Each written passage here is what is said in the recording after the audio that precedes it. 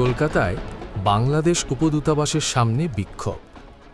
বাংলাদেশের সংখ্যালঘুদের সুরক্ষা নিশ্চিত করার দাবিতে কলকাতায় বাংলাদেশ উপদূতাবাসের সামনে বিক্ষোভ হয়েছে।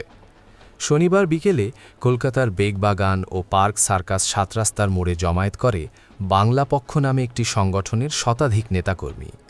তারা বাংলাদেশ উপদূতাবাসের দিকে মিছিল করে এগোতে গেলে প্রায় ২০০ মিটার দূরে আটকে দেয় পুলিশ।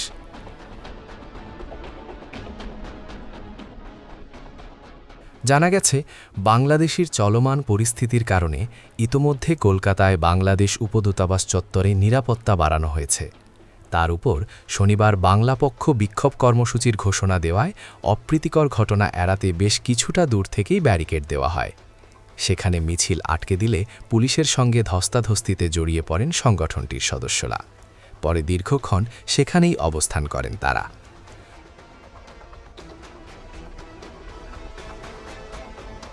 সংগঠনটির সদস্যদের দাবি, ১৯৭১ সালে ভারত যেভাবে বাংলাদেশ পরিস্থিতির ওপর সরাসরি হস্তক্ষেপ করেছিল, সেভাবেই বাংলাদেশের পরিবর্তিত পরিস্থিতিতে আবারও হস্তক্ষেপ করুক।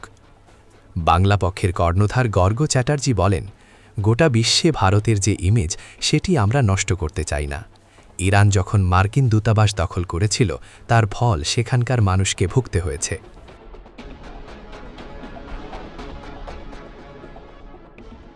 কলকাতার পুলিশ আমাদের অযথা আটকেছে। আমরা কোনো দূতাবাস ধ্বংস করতে চাইনি, আমরা একটা বার্তা দিতে গিয়েছিলাম। জেনেভা কনভেনশন অনুযায়ী ঢাকায় ভারতীয় দূতাবাসটি তাদের নিজস্ব জায়গায় অবস্থিত। ওখানে যদি কোনো হামলা হয়, তবে কোনো পুলিশ আমাদের আটকাতে পারবে না, তখন কোনো পুলিশের কথা শুনব না।